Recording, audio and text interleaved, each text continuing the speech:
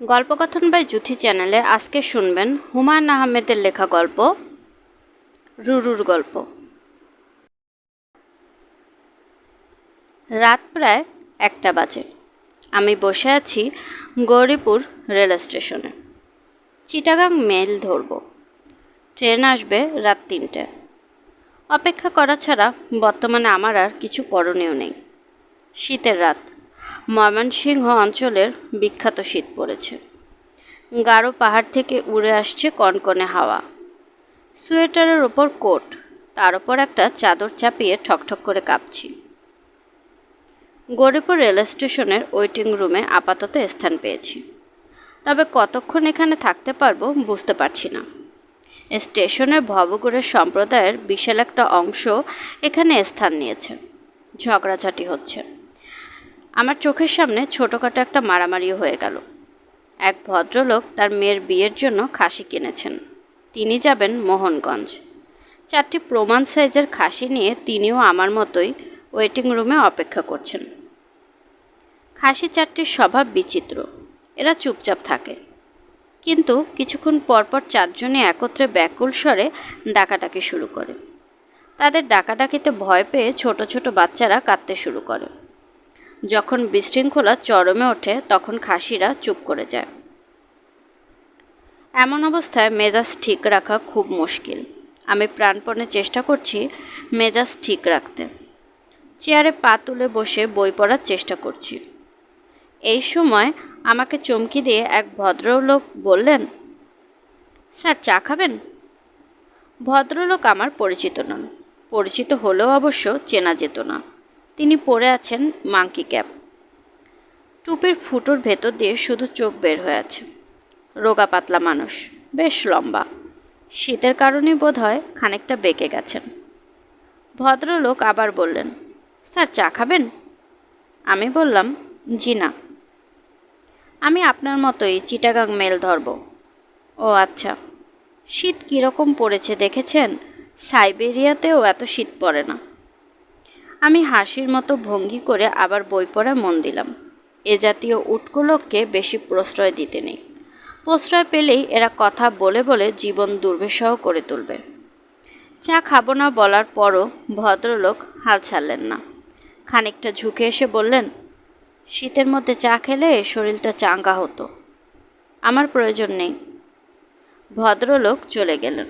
আমি আবার বইয়ে মন দেবার চেষ্টা করলাম। শীত মনে হচ্ছে আরও বেড়েছে। চাদর ভেদ করে ঠান্ডা বাতাস ঢুকছে। খাসি 4টা আবারও একসঙ্গে চেঁচাতে শুরু করেছে। আমি বই পড়ছি, কিন্তু কি পড়ছি নিজেই বুঝতে পারছি না। স্যার চা নেন। আমি তাকিয়ে দেখি ভদ্রলোক পিরিচ দিয়ে ঢাকা চায়ের কাপ এগিয়ে ধরে আছেন। আমার নিষেধ শোনেননি। শীতটা কমবে, চুমুক দিন। আমি কথা বাড়ালাম না, চায়ের কাপ নিলাম। পান খাওয়ার অভ্যাস আছে? জি না। পান নিয়ে এসেছি। চা খাবার পর জর্দা দিয়ে একটা পান খেয়ে দেখবেন, শীত কমে গেছে। পান খেলে মুখ নড়ে তো এক্সারসাইজ হয়, এতে শীত কমে। আমাকে পানও নিতে হলো। ভদ্রলোক আমার পাশের টেবিলে উঠে বসলেন। লক্ষণ ভালো না। তিনি নিশ্চয়ই দীর্ঘ গল্পের প্রস্তুতি নিচ্ছেন। আমি আবারও বই খুলে বসলাম। এমন ভাব করলাম যেন এই মুহূর্তে বই পড়াটা আমার খুব জরুরি। স্যার, আমার নাম মনসুর। আমি আপনার সঙ্গে চিটাগাং মেল ধরব, তবে আমি যাচ্ছি 2000। ও আচ্ছা। 2000-তে একটা পুরনো বাড়ি আছে, প্রায় 200 বছর আগের হিন্দু বাড়ি। ওই বাড়িতে ভূত থাকে বলে জনশ্রুতি, সেজন্যই যাচ্ছি। আমি বই থেকে মুখ না তুলেই বললাম, ভূত দেখতে যাচ্ছেন? বলেই মনে হলো বিরাট ভুল করেছি। ভদ্রলোককে বকবক করার সুযোগ দিয়েছি। এখন তিনি দীর্ঘ সময় নিয়ে ব্যাখ্যা করবেন কেন তিনি 2000-ই যাচ্ছেন। কথাটা স্যার আপনি নেহাত ভুল বলেননি। আমি ভূতের সন্ধানেই যাচ্ছি। ও আচ্ছা। বাংলাদেশে যেখানে যত পুরনো বাড়ি আছে সেখানেই যাচ্ছি। ভূত পেতরা সাধারণত লোকালয়ের বাইরে পুরনো বাড়িঘর পছন্দ করে। ওদের খুঁজে বের করার জন্যই ওইসব জায়গায় যাওয়া। ও, শহরে তারা যে একেবারে থাকে না তা না, মাঝে মধ্যে শহরেও আসে, তবে অল্প সময়ের জন্য। গাড়ি ঘোড়ার যে ভিড়, মানুষই থাকতে পারে না তো ভূত। আপনি ভূত নিয়ে গবেষণা করছেন? জি না, তবে ওদের বিষয়ে অনেক কিছু জানি। ও আচ্ছা। ভূত নিয়ে একটা গ্রন্থ রচনার ইচ্ছা আছে, দেখি পারি কিনা। একবার একটা আর্টিকেল লিখে পত্রিকায় পাঠিয়েছিলাম, ওরা ছাপেনি। আজকাল সব কিছুতেই ধরাধরি, লেখা ছাপার মধ্যেও ধরাধরি। পরিচিত লেখকদের অগা বগা মগা লেখা বড় বড় হেডিং দিয়ে ছাপবে। আমার মতো অপরিচিত লেখকের লেখা যতই ভালো হোক, ছাপবে না। ঠিক বলেনি স্যার? জি। অথচ আমার লেখাটা ছিল গবেষণাধর্মী। শিরোনাম ছিল শিশু ভূতের খাদ্য। লেখার কপি সঙ্গে আছে, পড়বেন? জি না, আমি একটা বই পড়ছি, বইটা শেষ করা দরকার। আমার লেখাটা খুব ছোট, 3 পৃষ্ঠার, পড়তে সময় লাগবে না। পড়তে চাচ্ছি না। না পড়তে চাইলে পড়তে হবে না। খুব খাটাখাটনি করে লিখেছিলাম। শিশুভূতের খাদ্যের উপর এরকম লেখা দ্বিতীয়টি লেখা হয়নি বলে আমার ধারণা। অথচ এই লেখা ছাপল না। সম্পাদকের সঙ্গে দেখা করেছিলাম। উনি ব্যক্তিগতভাবে লেখাটার প্রশংসা করলেন। অবশ্য বললেন, শিশুভূতের খাদ্যের উপর লেখা তাদের পত্রিকার উপযোগী নয়। ভূতের কোনো পত্রিকা থাকলে তাদের লেখা নেবে। তারা আমার এই লেখা নাকি নিবে। উনি বললেন ভূতের কোনো পত্রিকায় লেখাটা পাঠিয়ে দিতে। আমি মনে মনে সম্পাদকের বুদ্ধির প্রশংসা করলাম। সেই সঙ্গে ক্ষীণ সন্দেহ হতে লাগলো, আমার সামনে বসে থাকা এই মানুষটার মাথায় সম্ভবত কোনো সমস্যা আছে। সুস্থ মাথার লোক ভূত শিশু খাদ্যর নিয়ে প্রবন্ধ ফাঁদতে পারে না। মনসুর নামের এই ভদ্রলোক বেশিক্ষণ কথা না বলে থাকতে পারে না বলে মনে হচ্ছে। নড়াচড়া শুরু করলেন। এই নড়াচড়া কথা শুরুর প্রস্তুতি। আমি হাতের বইয়ের দিকে আরও ঝুঁকে পড়লাম। স্যারের কি 1 মিনিট সময় হবে? Just 1 minute. আমি বই থেকে মুখ তুললাম। মনসুর সাহেব হাসি মুখে বললেন, আপনার সন্ধানে কি কোনো পুরনো বাড়ি আছে যেখানে ভূতের আস্তানা? জি না। অনুগ্রহ করে আমার কার্ডটা রাখুন। এখানে আমার ঠিকানা আছে, টেলিফোন নাম্বারও আছে। তবে আমার নিজের টেলিফোন না, পাশের বাসার টেলিফোন। মাঝে মাঝে ওদের খুব নরম গলায় অনুরোধ করলে ওরা আমাকে ডেকে দেয়। আমি যন্ত্রণা এড়াবার জন্যই কোনো কথা না বলে টেলিফোন কার্ড পকেটে রেখে দিলাম। মনসুর সাহেব আনন্দিত ভঙ্গিতে বললেন, পুরনো ধরনের কোনো ভূতের বাড়ির সন্ধান পেলে আমাকে 2 কলম লিখে দেবেন, আমি চিরকৃতজ্ঞ থাকব। জি আচ্ছা। স্যার, আপনি আমাকে পাগল ভাবছেন না তো? না, থ্যাংক ইউ। অনেকেই ভাবে, আমার নিজের আত্মীয় স্বজনরাই ভাবে। আপনাকে দোষ দিয়ে কী হবে? আমার বড় বোন আমাকে এক পাগলের ডাক্তারের কাছে নিয়ে গিয়েছিল, পিজির প্রফেসর। তিনি আমাকে খুব ভালো মতো পরীক্ষা করে বলেছেন যে আমি পাগল না। ও আচ্ছা।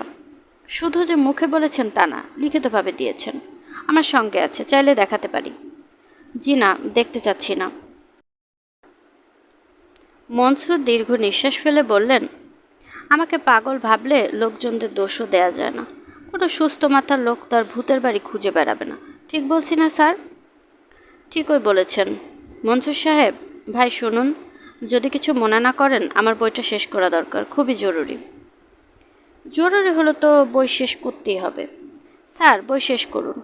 আসলে আমি পড়েছি এমন বিপদে, যে বিপদের কথা কাউকে না বলে থাকতে পারি না। আবার এমন বিপদ যে সবাইকে বলাও যায় না। সবাই এইসব জিনিস বুঝতে পারবে না, আপনার মতো 2-1 জন বুঝবে। যখন এরকম কাউকে পাই তখন বিপদের কথাটা বলার চেষ্টা করি। আমি জানি যাকে বলতে চাই তিনি বিরক্ত হন, তারপরেও বলি। এই যেমন আপনি বিরক্ত হচ্ছেন। বই পড়ার কথা বলে আমার হাত থেকে বাঁচতে চাচ্ছেন। আসলে তো আপনি বই পড়ছেন না, তখন থেকে একটা পাতা চোখের সামনে মেলে ধরে আছেন। যখনই আপনাকে কিছু বলতে যাচ্ছি ততবারই আপনি বলছেন খুবই জরুরি, বইটা শেষ করতে হবে। আমি হাতের বই বন্ধ করে বললাম, আপনার বিপদটাকে বলুন, আমি শুনছি। আমার কথায় রাগ করেননি তো? না, রাগ করিনি। বলুন, কি বলবেন? আমি বরং আরেক কাপ চা নিয়ে আসি, চা খেতে খেতে শুনুন। চা আনতে হবে না, আপনি বলুন। মনসুর সাহেব গলা নামিয়ে বললেন, একটা ভূতের বাচ্চাকে নিয়ে আমি বড়ই বিব্রত আছি। ভূতের বাচ্চা? জি, ভূতের বাচ্চা। Son of A ghost. 3-4 বছর বয়স, নিতান্তই শিশু। ও আচ্ছা। সে তার বাবা মার সঙ্গে ঢাকা শহরে বেড়াতে এসেছিল। সারাদিন ঘুরেছে। মিরপুর চিড়িয়াখানায় গিয়েছে, শিশু পার্কে গিয়েছে, নিউ এয়ারপোর্টে গিয়ে প্লেন কিভাবে ওঠানামা করে এইসব দেখেছে। তারপর এসেছে গুলিস্তানে। কেন?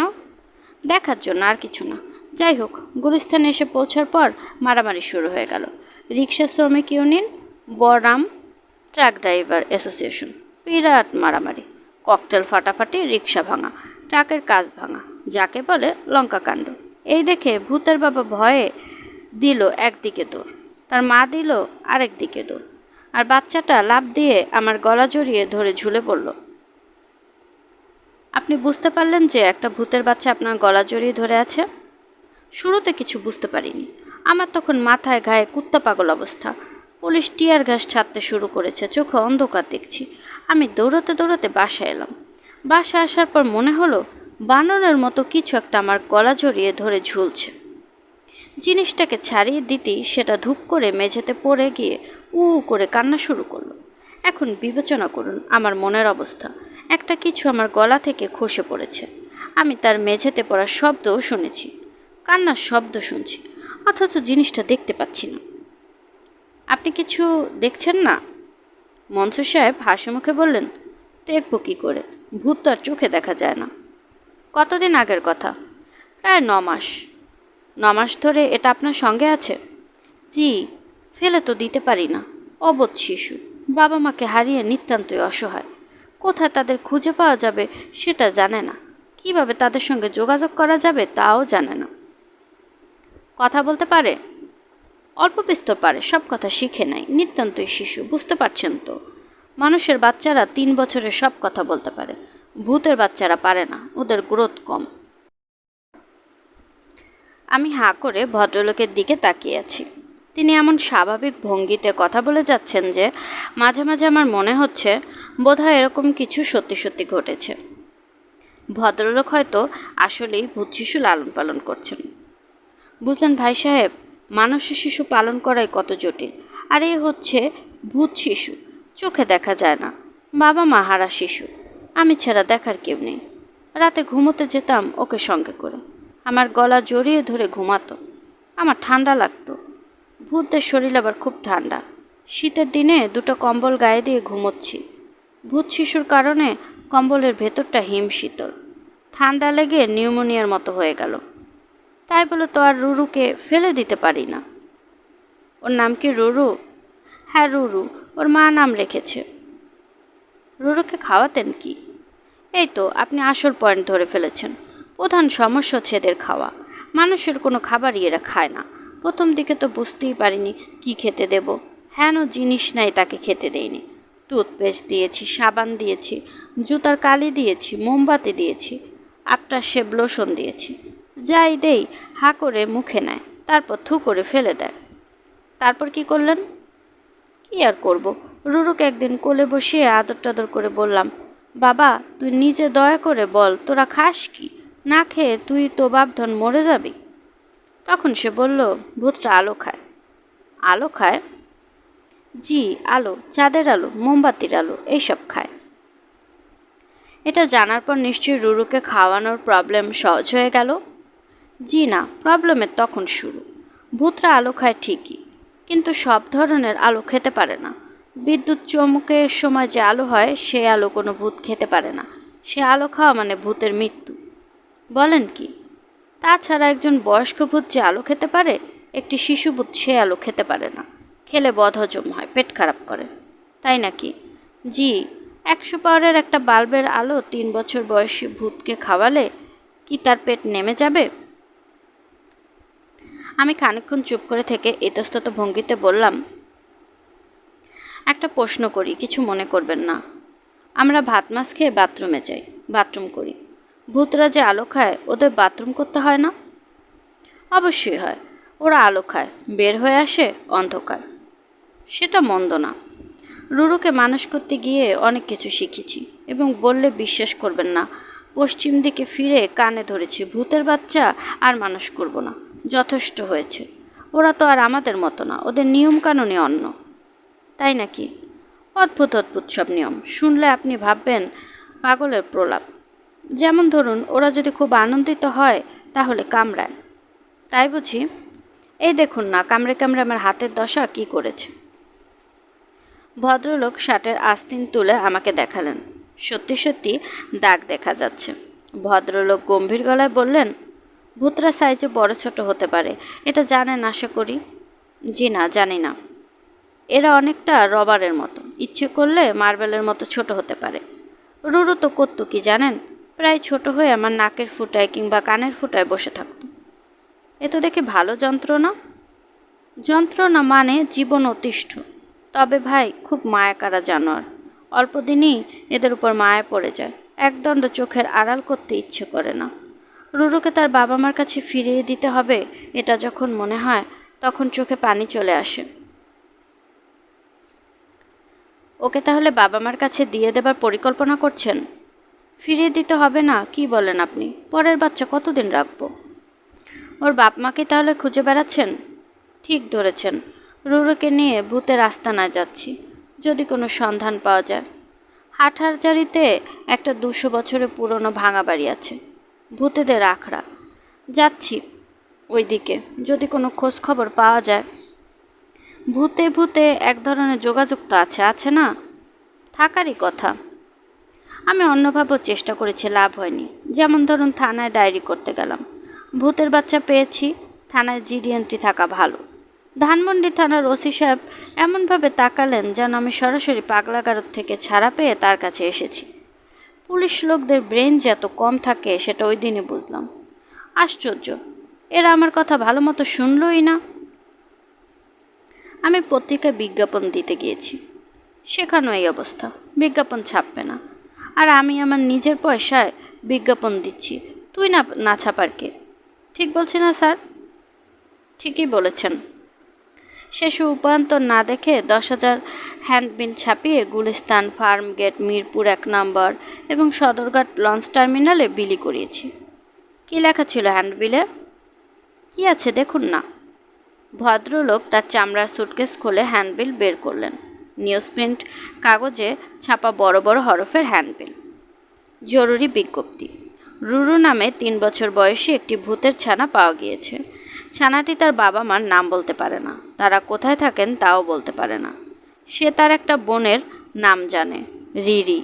উপযুক্ত প্রমাণ দিয়ে রুরুর আয়নাগো অভিভাবককে ভূত শিশুটির সংগ্রহ করার জন্য অনুরোধ জানাচ্ছি। Post box 103, Dhaka, GPO. বাড়ির ঠিকানা না দিয়ে পোস্ট বক্সের নাম্বার দিয়ে দিয়েছি। বাড়ির ঠিকানা দিলে আলতু ফালতু লোক বিরক্ত করবে, কি দরকার? আমি বললাম, আপনি তাহলে ভূত শিশু নিয়ে অনেক কষ্ট করছেন। তা করছি, তবে এইসব কষ্ট কোনো কষ্ট না। আসল কষ্ট হলো মানুষ যখন ভুল বোঝে তখন, যখন ভাবে আমার ব্রেন ডিফেক্ট হয়ে গেছে, তখন মনটা খারাপ হয়। আপনার ব্রেন ডিফেক্ট হয়েছে এরকম তাহলে কেউ কেউ ভাবছে? সবাই ভাবছে। আমার নিজের বড় বোন একদিন এসে কঠিন গলায় বলল, কই দেখা তোর ভূত। এখন আপনিই বলুন স্যার, ভূতের বাচ্চা আমি দেখাবো কি করে? এরা তো অদৃশ্য। সেই কথা বোনকে বুঝিয়ে বললাম, তাতেও কাজ হলো না। সে বলে কি, বেশ, তাহলে তুই তোর ভূতকে কথা বলতে বল। আমি কথাটা অন্তত শুনে যাই। শুনেছিলেন কথা? জি না, রুরু তো অন্যের সামনে কথা বলবে না, অসম্ভব লাজুক। ও আচ্ছা। এই তো এতক্ষণ যে সে আমার চেয়ারে পা ঝুলিয়ে বসে আছে, আপনি কি তার মুখ থেকে একটা বাক্য শুনেছেন? জি না। ভদ্রলোক বিরক্ত হয়ে বললেন, সবাই শুধু প্রমাণ চায়, আর মুখের কথাটা তো সবচেয়ে বড় প্রমাণ, ঠিক বলছি না? অবশ্যই ঠিক বলছেন। আমার ট্রেনের সময় হয়ে এসেছে, ঘন্টা দিয়ে দিয়েছে, এখন উঠতে হয়। মনসুর সাহেব বললেন, স্যার তৈরি হন, এই ফাঁকে আমি রুরুকে খাইয়ে আনি। সে কি আপনার সঙ্গেই আছে? জি, তাকে আর কোথায় ফেলে যাব? তাকে কি খাওয়াবেন? চাঁদের আলো, আকাশে চাঁদ উঠেছে, চাঁদের আলোই খানিকটা খাওয়াবো। আর সারাদিন কিছু খাইনি, খাওয়া দাওয়া পুরোপুরি বন্ধ। কি যে যন্ত্রণায় পড়েছি। খাচ্ছে না কেন? এই যে দোহাজারি নিয়ে যাচ্ছি, তার বাবা মাকে খুঁজছি, এই জন্যে খাওয়া দাওয়া ছেড়ে দিয়েছে। আমার সঙ্গেই থাকতে চায়, অন্য কোথাও যেতে চায় না। রুরুকে ফিরিয়ে দিতে আমার নিজেরও কি ভালো লাগছে। মায় পড়ে গেছে না, রুরু চলে গেছে, এটা ভাবতেই আমার চোখে পানি আসে। বলতে বলতে মনসুর সাহেবের চোখ ভিজে উঠল। তিনি চাদরে চোখ মুছে উঠে দাঁড়ালেন, ধরা গলায় বললেন, স্যার আপনি ভূতের বাড়ির কোনো সন্ধান পেলে? এ অধমকে জানাবেন। অন্যের আদরের ধন আমার কাছে পড়ে আছে। আমার একটা দায়িত্ব আছে না? জানি রুরু চলে গেলে আমার কষ্ট হবে, কিন্তু উপায় কি? চিটাগাং মেলে উঠে বসেছি। মনসুর সাহেব তার ভূতের বাচ্চাকে চাঁদের আলো খাইয়ে আমার পাশে এসে বসেছেন। তাকে এখন বেশ আনন্দিতই মনে হচ্ছে। সম্ভবত ভূতের বাচ্চা চাঁদের আলো খেয়েছে। মনসুর সাহেব বললেন, জানালার কাজ নামিয়ে দিন স্যার, ট্রেন ছাড়লে ঠান্ডা লাগবে। আমি কাজ নামাচ্ছি। এই সময় ছোট্ট একটা নাটক হলো।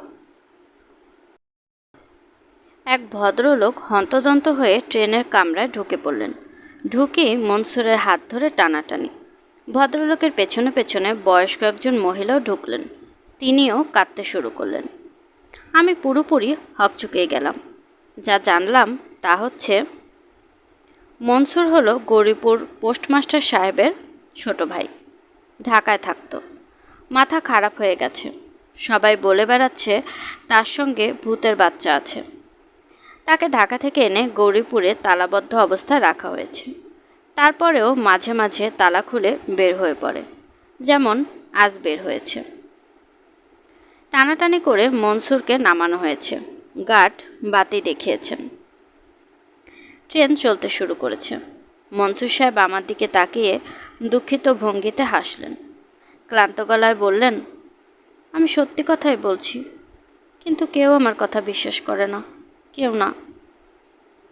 ট্রেন ছেড়ে দিয়েছে।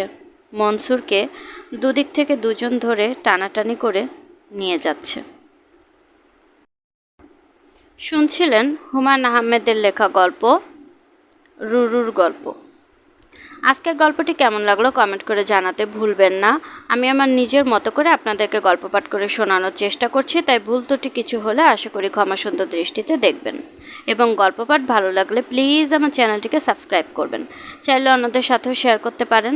গল্পকথন বা জ্যোতি চ্যানেলের সাথেই থাকবেন আশা করছি। আল্লাহ হাফেজ।